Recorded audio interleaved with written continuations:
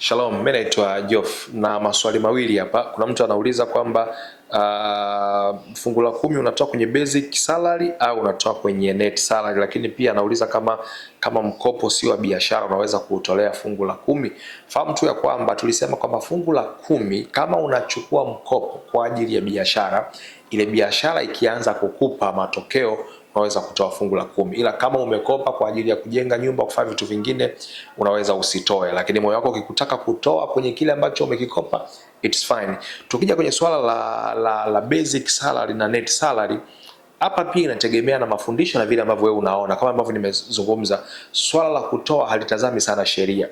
Serikali inachukua kodi na michango mingine kama NSSF kwenye basic salary, na wewe unaweza ukajichallenge kama hawa wanadamu wanachukua asilimia zao kwenye ile basic, kwa nini mimi nimpe Mungu kwenye net? Lakini anayetoa kwenye net pia anasema hiki ndicho ambacho mimi nimekipokea baada ya vitu vingine vyote ambavyo vimekatwa. Kwa hiyo hiki ndicho mali yangu halali naenda kukitumia. Kwa hiyo swala la kutoa fungu la 10 ni vile ambavyo wewe unaona kutoka moyoni mwako kwa uaminifu.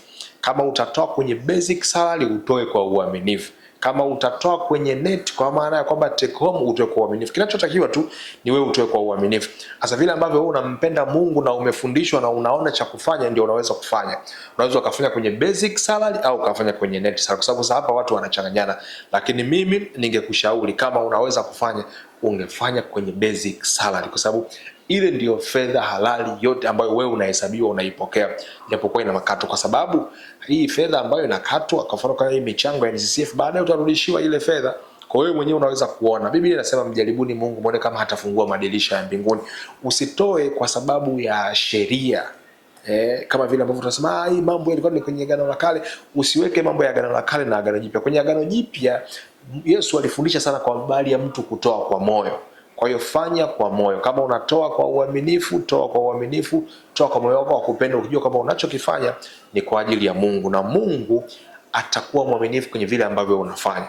Kama una chochote karibu sana, lakini kama pia una swali nyingine unatamani kuuliza, mimi nitafurahi sana kupata swali lako, lakini pia kupata mchango wako kwenye hiki ambacho tunakizungumza kuhusiana na kutoa fungu la 10 kwenye issue ya kutoa kwenye take home au basic salary. Asante sana.